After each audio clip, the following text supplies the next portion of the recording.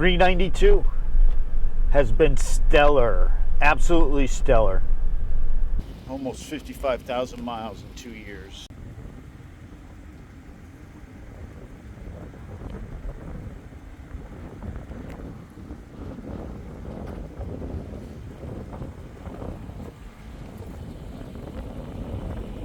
Got something, dude. Say about a 392 as a daily driver. For me, for my needs and what I do, it fits me and suits me perfect. Gives me the opportunity to just stop somewhere on the way home or when I'm out and about, hit some trails, do some exploring. When it's on the road, it's got the muscle car aspect to it. When you're just daily driving it, it's a good people mover. What's up, little dude? I don't want to bother you, but I'm gonna have to drive by. So you just stay right there and sun yourself. When you want to pop the top and do some beach cruising, it's a great beach cruiser. It's a great convertible. It's a multiple personality vehicle, and it is a hell of a lot of fun. 2022 Wrangler Rubicon 392. And I'm loving every second of it. I said this in another video, but it holds true. That when you can get out onto the trail like this and really enjoy your vehicle, it makes all the crap that you have to put up with seem worth it. Just times where it seems perfect and suited to what you needed, and this is one of those times, because I could be out sitting in rush hour traffic on a beautiful Friday, or I could be taking a trail ride and killing some time. And I'm not in any great hurry today, so it really fits the niche vehicle that I needed. Something I can use to go off-road, something that I can carry some equipment in when I need it for work, but yet something that's extremely fun to drive and comfortable to spend time in. Add the Hemi motor and the pop your top factor here, and it's the best of all worlds. Let's see if this is wet. We're not going through. We ain't going through. People don't get how deceiving that mud is. I made that mistake once. When you're alone and you don't have a winch, you do not go through things like that. You're asking for trouble. I have the non-XR, so it doesn't have the gearing. You know, there's some changes in between the XR and the non-XR. The only one that really kills me not having, and I can't say it kills me not having, would have been nice to have, was the gearing. But now that I've got this one and I've spent a couple years with it, I don't really think it matters, because I've clicked off 3 or 4 now 4.5 second 0 to 60s. 1, 2, 3.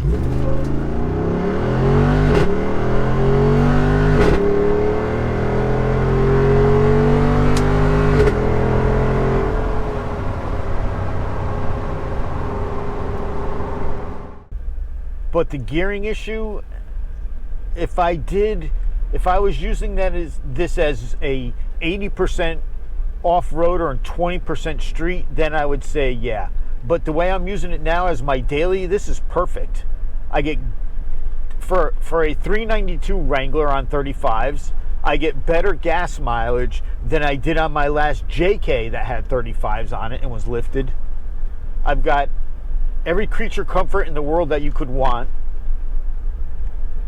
Heated seats, heated steering wheel, ice cold AC, fairly decent seats. I mean, for the price, there's, you know, I could go through this again and probably should. There's a few things that for the price of these Jeeps should be fixed. The first one is the seats could use a little better side bolstering. and, you know, some nicer material. They're nice and they're better than a standard, you know, JL or even a standard Rubicon, but they're not what they should be for the money that you're paying for this. The undercarriage of this vehicle should have been completely bulletproofed with armor, because you shouldn't have to rely on the aftermarket to make the bottom of your Jeep safe when you're going to be taking it off-road and you're paying $100 grand for your vehicle. Big failure. Another thing is the big gaps between the fenders and the body. Now, gap where all the rocks get caught in, there's no reason why they didn't fix that at the factory when everything's in pieces. How hard would it be? I would like to see a little bit nicer in materials in here, but for the money.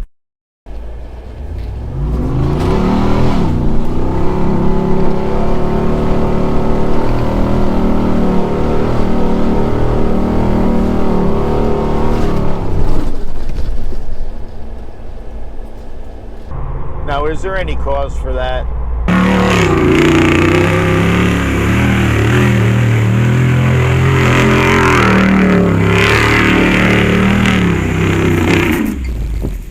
As far as creature comforts, the 392 has got everything. Heated seats, heated steering wheel. I really enjoy the Off-Road Plus button. It's a lot of fun. It's a killer on the street. It really turns this thing into a wicked animal. I had a kid call it once the angry button. 2022 Wrangler Rubicon 392 in Snazberry Pearl Coat. I'm 3 days away from 2 years, and I'm currently at 54,196 miles. That is a 2022 392 in Snazberry Pearl Coat, out in its natural environment, off-road in here. Although the 392 loves the highway, that's a great thing about this vehicle, is it just at home on the highway as it is on the side of a mountain. This is a non-XR riding on 35. I believe my gas mileage is a little bit better than it would be if I had the XR package with the lower gearing. This vehicle, if I am driving around town in Off-Road Plus, around town I'll get about 14.3, 14.6 miles per gallon as an average.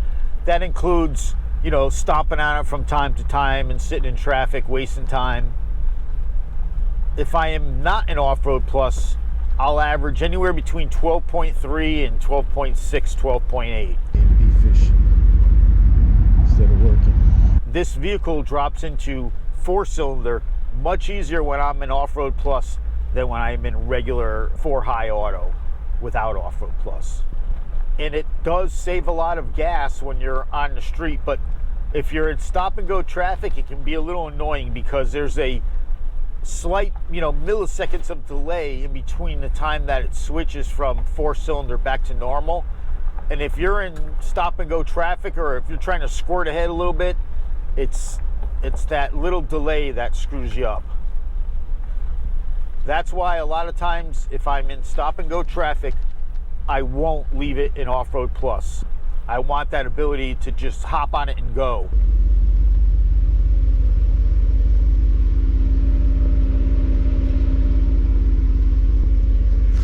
As far as issues, first issue I had was a drag link. That was about 24,000 miles or so. Then I did a battle with a,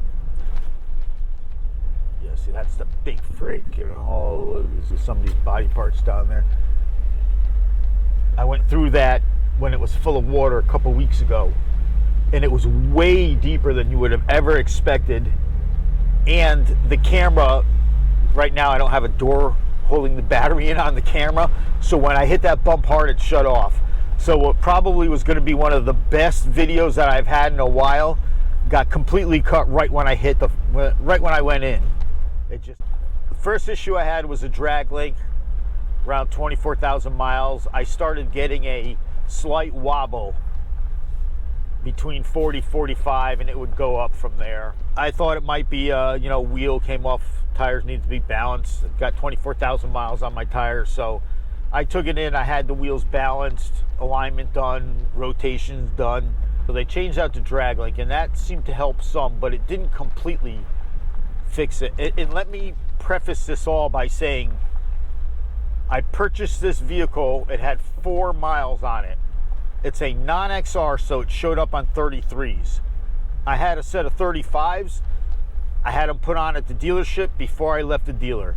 So I never once drove this thing on the 30. And when I got it out onto the road, I was amazed at how beautiful this thing drove on the street. It tracked straight. There was none of the wandering that you would typically find with a Wrangler. None of the regular Wrangler feel. It is a completely different vehicle from even just a regular JL Rubicon. It feels completely different. And if you have a 392 and it doesn't feel different than a regular Wrangler, then you got something wrong, because I have to say, this vehicle drove so unbelievably well for the first, 25, 30,000 miles. And it still drives very well, but I've got miles on it now, so, things are starting to wear out. That being said, the first issue I had, the drag link, I continued to get an unbalancing feeling. It got better for sure, much, much better when they changed the drag link, and then within a few weeks I was having problems. And like I said, it wasn't death wobble or anything like that. It was just a slight wobble, noticeable vibration up front. Typically it started around 40 miles an hour, and depending on the type of road you were on, it would go up from there.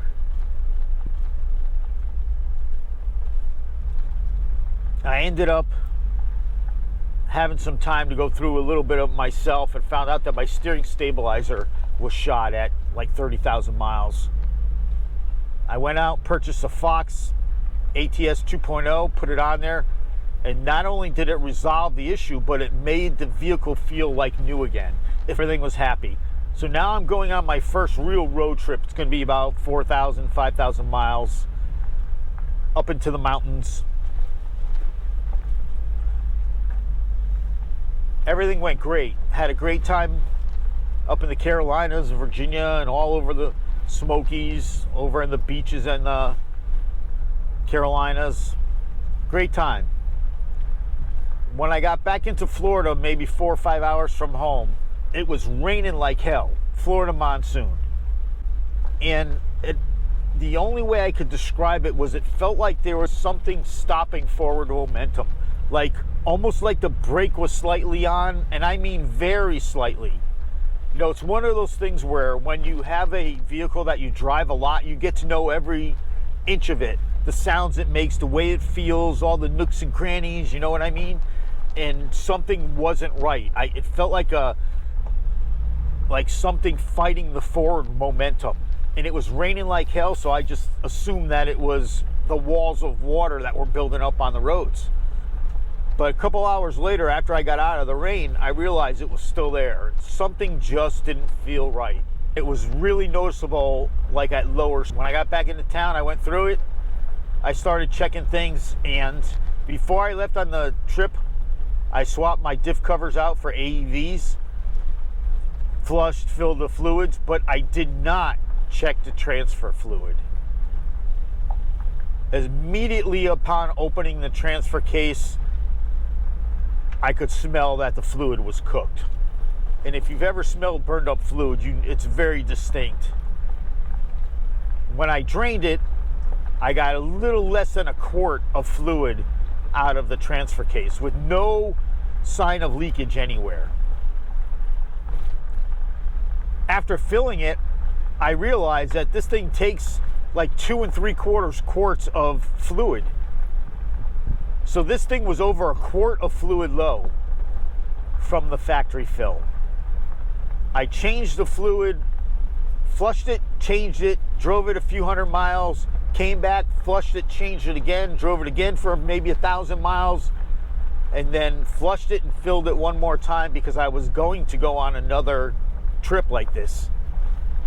And I'm very happy to report that the second trip I had no issues, no weird feelings, no problems. Everything went beautiful, just as I would hope.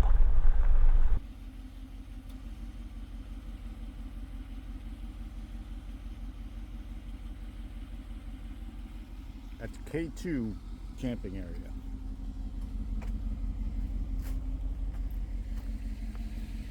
This is one of those places you need to come and camp at to believe. I camped here during a wicked thunderstorm.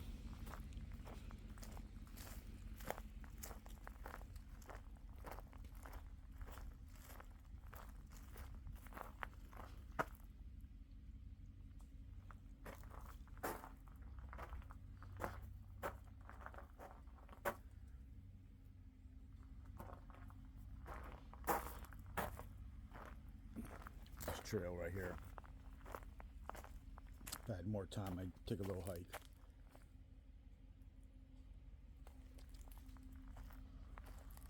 These are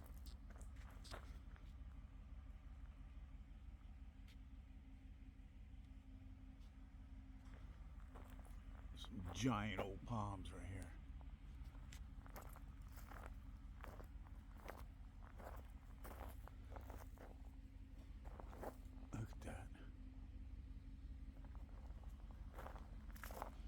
Whole area is just teeming at night. There's so much stuff going on around here.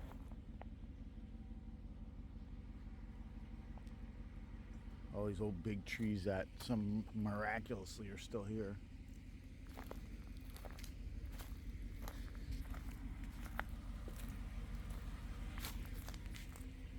Like you're behind bars.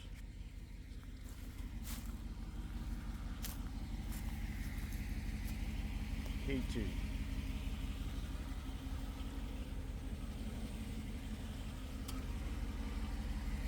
Now I'm up to, that was probably another 15,000 miles ago, 20,000 miles ago now, and everything's great. I can't say enough good things about this vehicle. It has been a phenomenal vehicle. It's a great long distance companion. Like this thing for me on the open road, I like to drive, so driving to me is a big part of it. And my JKs and the other JLs, there was the one thing that was always lacking was that ability to be on the highway and not get blown off the road, to be able to keep up with traffic, to not feel like you're going to flip over. And you know what?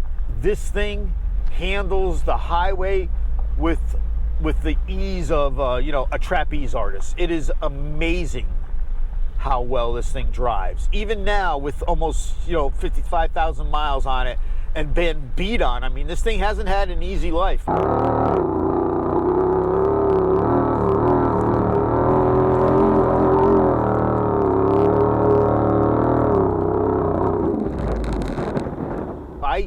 I put it through its paces. I did a lot of testing with Off-Road Plus, brake torques.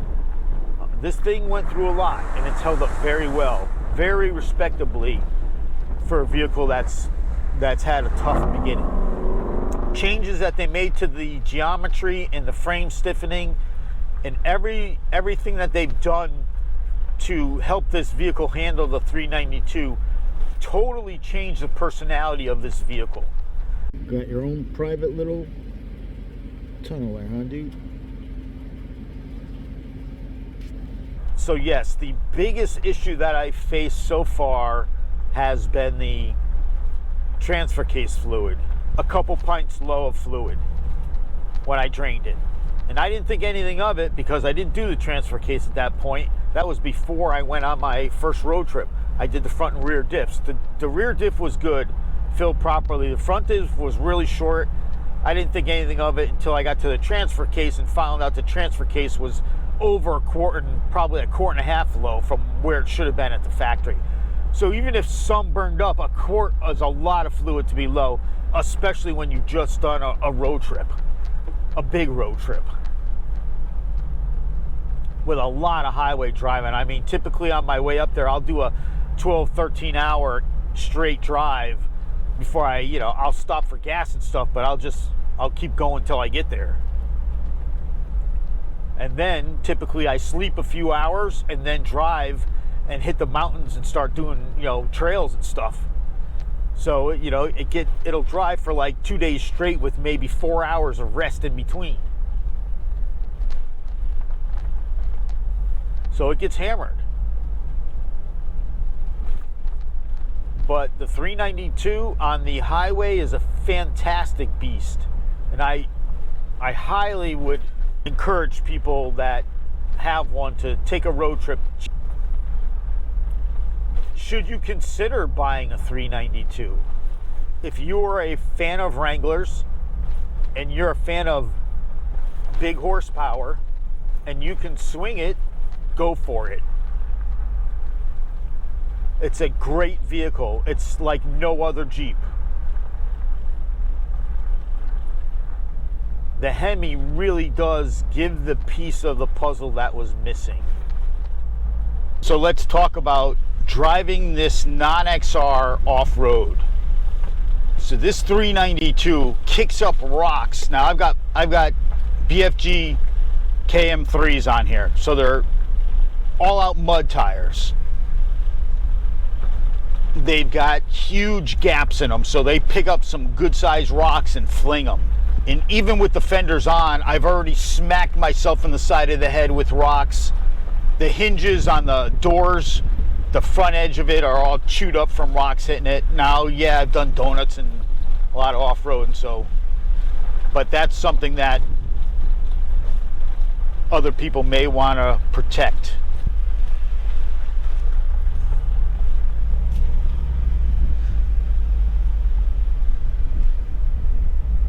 Wow, I really don't have a lot to say bad about it.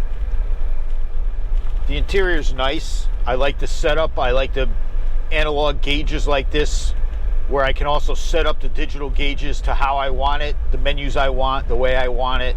I like the round aircraft style AC vents, heater vents. I like the basic layout of everything. Off-Road Plus sway bar and such. This was a non-XR which came on 33s, which was ridiculous. It looks stupid on 33s. 35 should have been the minimum. So I have these stock non-XR wheels running 35s or 315/70 BFG KM3s. No issues with fitting on the carrier. It just squeaks onto it. No issues with the cameras not functioning. Just put them on and go. The sport exhaust, another plus. I love the ability to turn the exhaust on and off when I want. So if I want to commune with nature like now, or I want to blast down a road somewhere, I have that ability. Pushing that button changes the attitude of the vehicle from mild-mannered, sedate cruiser into a beast. It's comfortable. It's got good seating. I can see well with the top off. It becomes that wonderful convertible off-roader that everybody loves. 392 is so much fun. It just hits, for me, it hits all the right notes.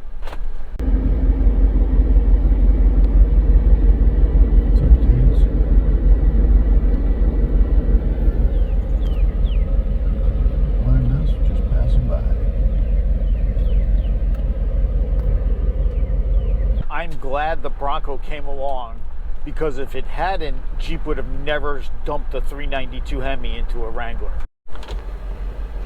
Minor glitch in the action here.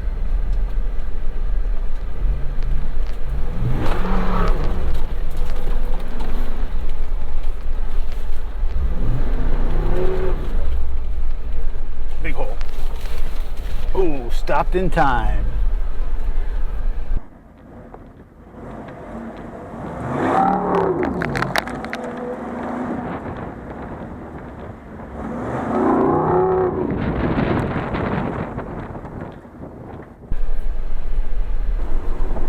This thing slides so easy in the mud. I have to admit, that's fun.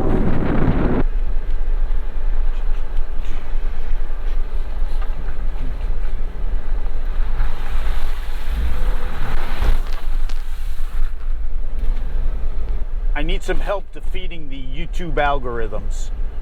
And one way to do that is to get views. Another way to help is to comment. Leave a comment, any comment. Good, bad, I don't care. Something's better than nothing.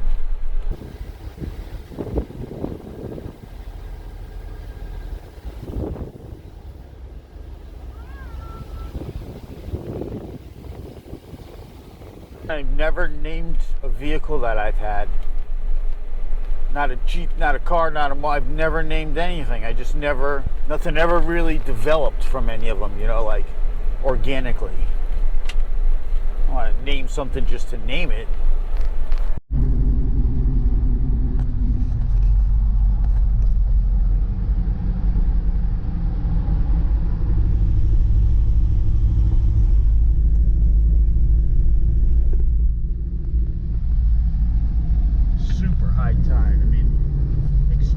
To hear from some of the people out there that have 392s we got watching my videos. I'm all for it. If you got the money and you want to do a build, do it. It makes everybody happy, including yourself.